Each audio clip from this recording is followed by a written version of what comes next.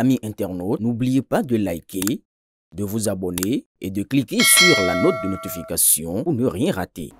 Bien le bonjour à tous et bienvenue dans votre émission consacrée à la santé et au bien-être. Dans ce numéro, nous abordons un sujet crucial mais souvent tabou, les infections sexuellement transmissibles ou encore IST. Elles touchent des millions de personnes dans le monde, que ce soit les adolescents, les jeunes adultes ou encore même les femmes enceintes, chez qui les conséquences peuvent être graves pour la mère comme pour l'enfant. Notre objectif aujourd'hui, informer, sensibiliser et prévenir avec notre professionnel de la santé, Dr Juste Danwayon. Bonjour docteur. Bonjour madame. Merci une fois encore d'accepter notre invitation. C'est un plaisir. Pouvez-vous nous expliquer ce que c'est qu'une IST et nous en citer les plus fréquentes chez les adolescents et les jeunes? Merci. Je salue encore tout l'auditoire et tous les internautes qui nous suivent d'ici et d'ailleurs. Et je leur dis de vraiment prêter attention à cette émission pour savoir comment mieux vivre encore, puisque tout sujet de santé, ça va nous amener à mieux vivre. Par rapport aux infections sexuellement transmissibles, comme le thème le dit déjà, quand on parle d'infection, c'est une maladie, c'est un dérèglement dans l'organisme qui est causé par un agent pathogène. Quand on parle d'agents pathogènes, on va citer les bactéries, on va citer les virus, on va citer les champignons, on va citer les parasites. Donc, c'est un de ces éléments qui doit entrer dans l'organisme et créer un dérèglement. Ça, c'est une infection. Lorsqu'on dit que c'est sexuellement transmissible, c'est cette infection-là qui se transmet par les actes sexuels. Quand on parle d'actes sexuels, tout ce qui rentre dans le cadre d'un rapport sexuel, tout ça est incriminé. Donc, c'est une infection qui se transmet plus fréquemment par les rapports sexuels. Mais il y a d'autres voies de contamination, en l'occurrence les accidents d'exposition au sang, ça c'est surtout chez les agents de santé. À part ça, on a les transmissions par transplantation d'organes pour certaines affections et aussi les infections par transfusion sanguine. Donc aujourd'hui, on fait tout ce qu'il faut pour que ces voies indirectes, qui sont les voies secondaires, à savoir la transplantation et la transfusion sanguine, soient vraiment éliminées. Mais la voie la plus principale qui est incriminée au niveau des infections sexuellement transmissibles est la voie des rapports sexuels. Alors, pourquoi est-ce que ça touche très souvent les jeunes? Merci. Aujourd'hui, il faut savoir que le sujet jeune est en pleine activité sexuelle.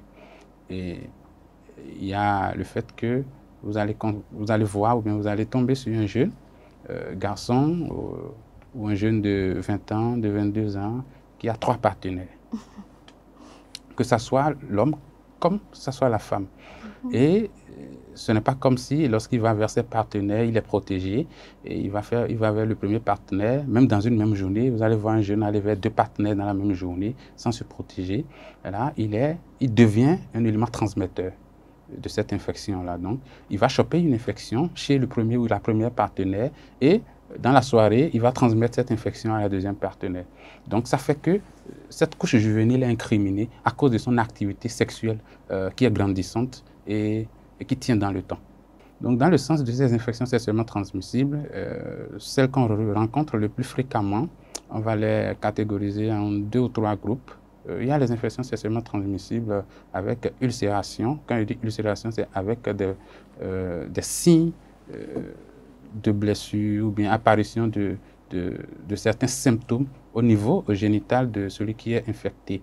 Il y a les infections sexuellement transmissibles avec écoulement, où vous allez constater qu'il y a des écoulements qui sont objectivés chez les patients. Et il y a un autre grand groupe où on va mettre des infections sexuellement transmissibles les plus graves et les plus virulents. Dans le groupe des infections sexuellement transmissibles avec ulcération, le premier qui est incriminé, c'est le chancre syphilitique. C'est ça qu'on appelle communément la syphilis. La syphilis, c'est ça qui est incriminé. C'est dû à un germe que nous appelons le Treponema, qui est pallidum. Donc, lorsque ça survient, vous allez constater une petite blessure. C'est chez le garçon, au niveau de la verge du garçon. Si c'est chez la femme, au niveau des vulves de la femme, vous allez constater une petite plaie qui est là, mais qui est indolore. Le chancre est là, mais ça ne donne pas de douleur, malgré que le garçon a une telle plaie au niveau de la verge, et même avec ça, il va au sexe. et il tient des rapports sexuels avec avec ses partenaires. Du moment où l'homme n'a pas mal, il n'a pas en tête, bon, il se dit, bon, c'est une simple blessure, ça va passer. Ça peut durer 1 mois, 2 mois, 3 mois. Là, il est dedans, il est avec ça. C'est peut-être quand, à un moment donné, cette plaie s'infecte et il commence à sentir des douleurs, qu'il va peut-être courir aller vers un médecin. Donc, le champ syphilitique est très fréquent. C'est une pathologie que nous rencontrons très fréquemment chez les garçons, chez la femme aussi, mais c'est plus fréquent chez les garçons que chez la femme. Donc, lorsque le patient vient, on fait le diagnostic, on fait le traitement adéquat pour ça. Après le champ syphilitique, il y a son opposé qui est le chancre mou. Le chancre mou, c'est exactement une petite plaie, mais cette fois-ci, c'est une plaie qui est douloureuse. Oui, c'est une plaie qui est douloureuse et c'est d'abord cette douleur de la plaie qui fait courir rapidement le patient vers un soignant. Et dès que le diagnostic est fait, parfois on fait des prélèvements dans cette plaie-là parce que ça suinte. On fait le prélèvement et on fait, ça c'est dû à l'hémophilus ducré, on met en jeu ou on met en évidence l'hémophilus ducré. On sait que ça c'est un chancre mou et on fait le traitement adéquat pour ça. Après cela, on a les infections à chlamydia. Ça c'est plusieurs sérotypes. Les sérotypes qui donnent les ulcérations, c'est les sérotypes L1, L2 et L3 qui donnent des ulcérations. C'est quoi les sérotypes? Les sérotypes, c'est les formes de bactéries. Oui, c'est les formes de bactéries. Donc, la chlamydia, c'est une bactérie qui crée la maladie, mais qui est en plusieurs sérotypes. Les sérotypes, c'est les types de maladies. C'est comme on dit, il y a plusieurs journalistes. Celui-ci, c'est le journaliste de l'environnement, c'est le journaliste de la culture, ainsi de suite. Donc, c'est le L1, le L2, le L3 qui donnent des blessures, qui donnent des lésions au niveau génital. Les autres ne donnent pas de lésions. On va les aborder dans le deuxième groupe. Donc, lorsqu'on met en jeu le germe qui est là et on fait le diagnostic, on fait le traitement pour ça. Je pense que c'est les 3 grands groupes qui sont très fréquents dans le groupe des infections sexuellement transmissibles avec ulcération. Le deuxième groupe, ce sont les infections sexuellement transmissibles avec écoulement. Dans ce sens-là, le premier qui est incriminé, c'est la gonococcie. Chez le patient, c'est surtout chez le sujet masculin que cela est mis en évidence parce que jusqu'après ces mictions, il va constater un liquide blanchâtre ou jaunâtre qui sort de sa verge et accompagné d'une légère douleur. À des moments donnés, il peut sentir comme une sorte de fièvre qui va accompagner cet écoulement-là et des douleurs au niveau de son urètre de façon intermittente. Dès qu'il ressent ça, ce n'est pas agréable de se déshabiller, de voir déjà dans son dessous qu'il y a un liquide blanchâtre qui est là. Donc, c'est la gonococcie qui est en train de s'annoncer de cette manière-là. Donc, il faut faire le diagnostic, on fait le prélèvement de ce liquide-là et on met en jeu le germe. Et on fait le traitement qui est évident. Chez la femme, il n'y a pas d'écoulement, puisque le sexe de la femme n'est pas à l'image du sexe de l'homme pour faire couler quelque chose. Même s'il y a un écoulement, ce n'est pas objectivé. Mais il y a parfois des vulvovaginites, des prurites au niveau vulvaire. Elle va commencer par se gratter le sexe régulièrement et lorsque vous allez faire le prélèvement, vous allez mettre en jeu ce gonocoque-là et vous allez faire le traitement adéquat pour ça. Après ça, on a maintenant les infections encore chlamydia, mais ce ne sont plus les sérotypes L1, L2 et L3 qui causent, mais ici, ce sont les sérotypes D à K. D, E, I, jusqu'à K. Ce sont ces sérotypes-là qui causent la maladie en ce moment-là. Et là, il y a aussi des écoulements au niveau de l'homme et chez la femme, on a juste des prurites. Et lorsqu'on fait le prélèvement, qu'on met en évidence le germe qui est en cause de la maladie. Donc, dans le deuxième grand groupe, voilà les plus fréquentes dans ce groupe-là. Le troisième grand groupe où nous allons classer les plus virulents, on a dit, on va mettre là l'infection à human papillomavirus. C'est ça qui crée le cancer du col de l'utérus. Mais au début de la primo-infection, ce n'est pas un cancer qui est créé. Le cancer, c'est l'apanage, c'est la finalité de l'infection. Au début, c'est d'abord de petites lésions que nous appelons les condylomes, qui sont à l'image des crêtes de coq. Les crêtes qui sont à la tête du coq, on voit des crêtes comme ça qui apparaissent au niveau vulvaire, chez la femme et chez l'homme aussi. Chez l'homme, on va voir ces crêtes-là apparaître sur la verge, sur la tête de la verge, sur le corps de la verge, et il faut faire un traitement adéquat pour ça. Chez la femme, parfois, les crêtes sont à l'intérieur. Et c'est lorsque vous faites un toucher que vous remarquez ces crêtes-là. Parfois, c'est à l'extérieur et ça pousse comme un champignon. Oui, vous allez voir des crêtes, des condylomes chez la femme qui sont des condylomes qui sont très grands. Donc, monstrueux. Et en ce moment-là, on fait le traitement qu'il faut et on enlève ça. Parfois, ça nécessite des interventions chirurgicales. et on enlève ces crêtes-là et on fait le traitement pour éviter l'infection. Mais les gens qui font déjà ces condylomes, ce sont des gens assujettis à faire plus tard un cancer du col de l'utérus parce que c'est le même germe qui cause, le human papillomavirus, qui cause les condylomes qui va créer plus tard le cancer du col de l'utérus. Chez l'homme, lorsqu'on constate ça sur la verge, on essaie de faire le traitement approprié à ça pour que ça n'évolue pas. Sinon, ça remplit après toute la verge, tout le pubis et c'est très désagréable. Donc, il faut vraiment être très attentif sur son propre corps. Oui, sur son propre corps. Dès qu'on constate ces choses-là, il faudrait rapidement consulter un médecin pour faire la prise en charge adéquate. Les infections sexuellement transmissibles, c'est le traitement précoce qui fait que ça n'évolue pas vers une complication plus tard. Le deuxième, qui est plus virulent dans ce troisième groupe-là, c'est le VIH. Donc, aujourd'hui, je pense que tout le monde est informé du VIH. C'est une infection qui est due à un virus, immunodéficience acquise, qu'on appelle le sida. Et la primo-infection au VIH ne donne pas de symptômes. Vous pouvez être infecté au VIH et faire 10 ans, 15 ans avant de développer des symptômes. Puisque le VIH en lui-même ne crée pas d'ennui, ne crée pas de dégâts, ne crée pas de symptômes. Mais lorsque vous êtes infecté par ce virus-là, ça rentre dans l'organisme, c'est comme un espion. Lorsque ça rentre dans l'organisme, ça commence à attaquer vos cellules de défense, vos cellules CD4, tout ce qui est anticorps dans votre organisme, que vous avez préparé déjà là, à lutter contre les maladies, ça commence par les éliminer. Donc, dès que ça élimine ces anticorps, ces éléments de défense de votre organisme, à un moment donné, ça laisse l'organisme ouvert à tout type d'infection. Vous allez faire tout ce qui est infection possible. Même la fièvre typhoïde que facilement votre organisme arrivait à gérer par le passé, vous allez faire ça qui sera peut-être mortel. Tout ce qui est pathologie qui, au prime abord, vous donner une certaine immunité, à un moment donné, vous serez immunodéficient, vous n'allez plus avoir cette immunité-là. Et ça va ouvrir l'organisme à d'autres infections et vous allez faire toutes les pathologies possibles.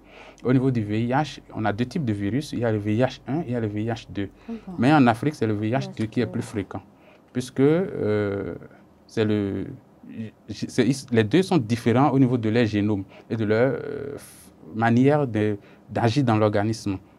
Celui qui est plus fréquent, qui est le VIH2 en Afrique, c'est un virus qui est plus résistant aux antirétroviraux et qui est très transmissible.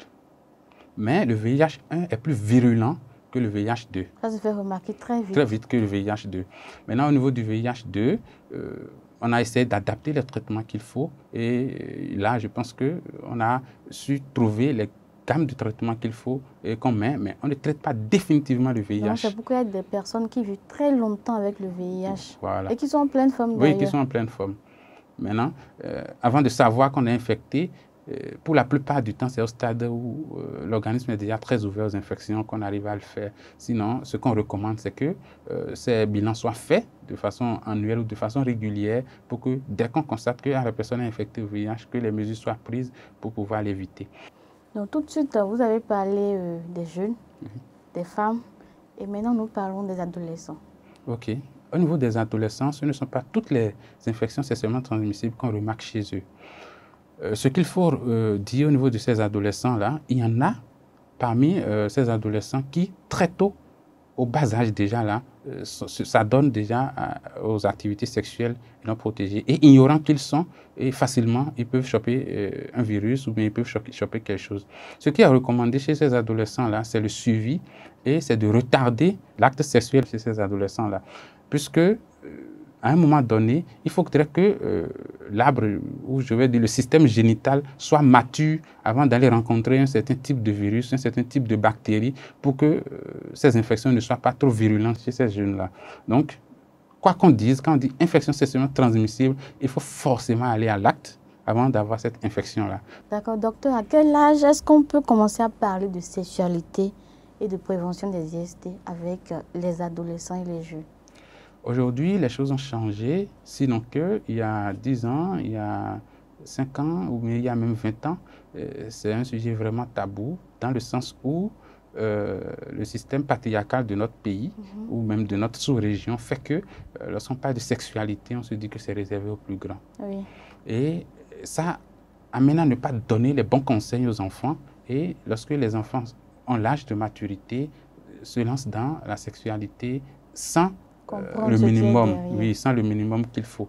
Donc, il n'y a pas d'âge pour parler de sexualité. C'est pour ça qu'aujourd'hui, vous allez constater qu'il y a des sensibilisations qui s'organisent. Vous allez constater que dans les écoles, on fait des sensibilisations. Déjà, au niveau des enfants, déjà à partir du primaire, hein, un enfant de CM1, de CM2, de 6e, de 5e, on leur parle déjà de la sexualité. Les enseignants qui enseignent les sciences biologiques, les sciences de santé, on leur recommande au cours de l'enseignement de parler déjà de la sexualité, de donner les mesures, à prendre tout ce qu'il faut pour éviter ces infections-là. Et vous allez constater, au cours de cette campagne, on partage des préservatifs, on partage des lubrifiants, on donne des conseils, et tout ça participe à la maturation, en quelque sorte intellectuelle, de cet enfant-là, ou bien de cet adolescent, ou de ce jeune-là, dans le sens de la prévention des infections sexuellement transmissibles. On lui dit déjà les précautions qu'il va prendre. Dès qu'il constate tel signe, il faut qu'il pense à une pathologie donnée, il faut qu'il pense à aller consulter un médecin, un agent de santé pour se faire traiter, pour éviter les complications. Donc, il n'y a pas d'âge aujourd'hui pour parler de sexualité. Et ce qui est même recommandé, lorsqu'on donne ces conseils aux enfants et on rencontre les adultes qui sont les parents à ces enfants, on leur demande de commencer par parler de sexualité avec les enfants déjà à la maison. Tu as une fille qui a atteint l'âge de la puberté et qui a ce ménage, il faut déjà commencer par parler de la sexualité parce qu'on ne sait jamais à quel moment elle va passer à l'acte. Même si en étant parent aujourd'hui, tu ne parles pas de sexualité à ton enfant, si tu ne sais pas faire, c'est ton enfant qui va te donner des cours de sexualité. Vrai, parce que le monde a évolué, la télévision, les réseaux sociaux. Et aujourd'hui, pour accompagner les enfants dans leur éducation, dans leur évolution, déjà au bas âge, un enfant de 3 ans, 4 ans a déjà une tablette en main. Oui. Et en train de lire ABC, 1, 2, 3, tout ça. Et sur les tablettes, il y a les navigateurs. Avant que l'enfant ne regarde peut-être une chanson sur YouTube, par exemple, il faut forcément que tu lui fasses un forfait. Tu fais un forfait, et tu ne sais pas tout ce qu'il ira regarder. Donc, même si tu ne discutes pas de sexualité avec ton enfant, les réseaux sociaux le feront à ta place, mais pas à la bonne manière que tu souhaiterais. Par exemple, aujourd'hui, avec les dessins animés, oui, il y a beaucoup de choses. On parle beaucoup dans les dessins animés d'homosexualité. Tout ça. Donc, ça peut même créer des dérives chez ces enfants-là. Donc, je pense que l'idéal, c'est que toi, en tant que parent, tu démarres déjà cet enseignement-là, cette sensibilisation chez ton enfant, pour que quand il va découvrir une autre sorte de sensibilisation qui sera contraire à ce que toi tu fais déjà, il va se dire, ah mais tiens, c'est pas ce que papa dit, c'est pas ce que maman dit, c'est pas de cette manière qu'il faut pratiquer, c'est quand même de cette manière qu'il faut pouvoir pratiquer parce que tu vas parler de ça à ton enfant et tu vas donner à l'appui des exemples. Si tu fais ci, ça va donner ci, ça va faire ci, ça, et tu lui démontres, tu peux télécharger des vidéos qu'il va écouter, qu'il va lire, qu'il va regarder et facilement, il va adhérer à ta sensibilisation et ça ne va pas l'amener dans le gouffre et dans le décor. Mais est-ce que, docteur, vous ne pensez pas que l'âge aussi pousse les enfants, même si on lui dit non, à le faire? Oui, ça, évidemment. Quand on parle de puberté, c'est l'âge sexuel qui est arrivé. Quand on dit sexuel, ce n'est pas pour aller au sexe, mais c'est l'âge de maturation sexuelle. Il y a l'appareil génital qui devient mature. Il y a l'axe hypothalamo-hypophysaire qui commence à sécréter les hormones sexuelles. La LH est sécrétée, la FSH est sécrétée. La femme commence par faire des menstruations. Et qui parle de menstruation, on va parler de période ovulatoire. Quand on parle de période ovulatoire, on va parler d'envie, on va parler de libido. Donc, il y a la libido qui augmente à partir de 11 ans, 12 ans, 13 ans et qui ne cesse de grimper jusqu'à la fin de la puberté. Donc, en ce moment-là, il y a cette envie d'aller vers le sexe qui vient, mais il faudrait encadrer cet enfant-là et lui prouver que c'est d'abord ton éducation, c'est d'abord ton école, c'est d'abord ton évolution avant l'acte sexuel. Lui dit que il arrivera des périodes de mois où tu vas avoir envie d'aller vers le sexe ou bien tu vas avoir envie d'avoir ci, de faire ci, mais il faudrait pouvoir te retenir parce que si tu y vas très tôt, ça va te créer ci, ça va te créer ça. Donc, il faudrait être là et montrer à l'enfant que ce qu'il veut ressentir peut-être dans 1 mois, 2 mois, toi, tu le sais déjà, tu anticipes dessus et il sait que, mon papa sait que je vais avoir tel ressenti. C'est pour ça qu'il m'a dit ça. Donc, il faudrait que je m'adapte, il faudrait que je fasse, il faudrait que je fasse ça. Aujourd'hui, il y a une pratique qui est bannie, qui est l'excision. Sinon, l'excision, les gens ne le faisaient pas dans le sens de... c'est vrai, on dit après que ce qui est coupé est vendu et les gens utilisent ça pour d'autres fins, mais le premier objectif de ces parents qui faisaient l'excision, c'était d'éviter à ces enfants-là d'avoir l'envie sexuelle.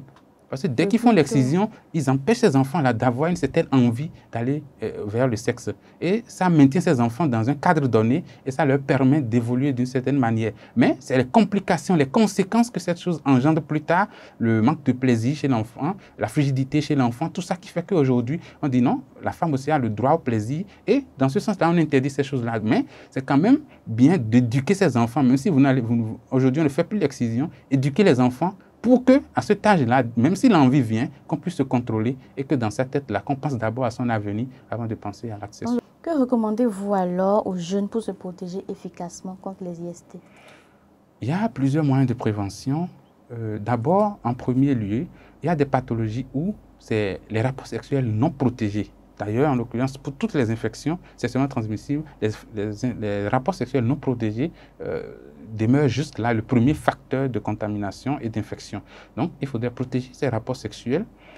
En deuxième lieu, après la protection des rapports sexuels, il faudrait se dépister par rapport au human papillomavirus dont on a parlé dans le cancer du col de l'utérus, qui, en premier lieu, d'abord, donne des condylomes. Aujourd'hui, le dépistage se fait.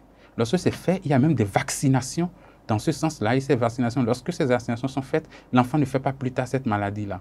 Et lorsque vous faites l'infection, le dépistage aussi de l'infection à VIH aussi, vous voyez que vous êtes séronégative, vous allez prendre vos mesures pour ne pas vous faire infecter plus tard. Lorsque vous êtes séropositif, vous allez commencer aussi la prise en charge tôt pour ne pas infecter d'autres personnes. Parce que la prise en charge va vous traiter, va réduire les infections opportunistes, mais va vous permettre aussi d'être moins contaminant.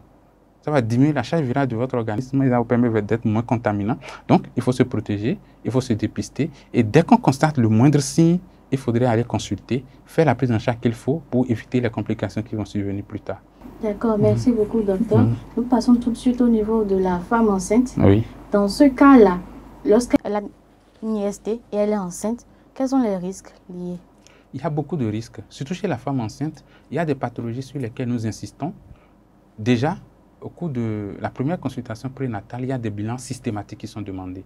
Chez la femme, il y a le bilan du VIH qui est demandé parce que dans les moyens de transmission de la maladie, il y a la transmission mère-enfant. Donc, la mère qui... Oui, peut avoir depuis le ventre de sa mère. Oui, il y a la transmission. Cette transmission se fait en plusieurs étapes. Est-ce que c'est possible de les traiter en même temps depuis le ventre? Oui. Lorsque la maman est séropositive, elle est sous traitement. Et dès que l'enfant naît, il y a un suivi qui est fait. Et l'enfant aussi est mis sous traitement déjà à la naissance. Même si on ne sait pas encore s'il est infecté ou pas, on le met sous traitement et au bout de 6 mois, il y a un bilan qui est fait et on sait si définitivement l'enfant n'est pas infecté ou si l'enfant est infecté. Donc, il y a des infections sur lesquelles on insiste systématiquement. Il y a l'infection à VIH, il y a l'hépatite virale B, il y a l'infection à chlamydia et la syphilis. Ce sont des infections sur lesquelles on insiste. Donc, dès que la maman vient, systématiquement, on demande ces bilans-là. Et dès que les bilans-là sont faits, on voit que, bon, ces bilans sont négatifs là, on a confiance, c'est que, bon, il n'y a pas de risque pour faire une maladie sexuellement transmissible qui pourra impacter négativement sur le fœtus qui veut naître. Je rappelle, chers internautes, cette émission est faite pour informer et sensibiliser la population sur certaines maladies, comment éviter et puis comment se soigner. Docteur, quelles structures de santé ou associations peuvent aider les personnes déjà atteintes? Aujourd'hui, dans le centre des infections sexuellement transmissibles, les seuls qui sont accompagnés sont les plus virulents, qu'on a classés dans la 3e catégorie. C'est les cancers du col de l'utérus ou bien les infections à human papillomavirus et l'infection à VIH. Aujourd'hui, officiellement, l'infection à VIH est prise en charge globalement et de façon gratuite. Donc, si nous allons nous en tenir à notre sphère médicale aujourd'hui et au plan aujourd'hui, c'est le CIPEC qui s'occupe aujourd'hui de cette prise en charge-là dans le sens du VIH. À Parakou ici, c'est le CIPEC qui s'occupe de ça. C'est dans l'enceinte du CHUD Borgo à Libori.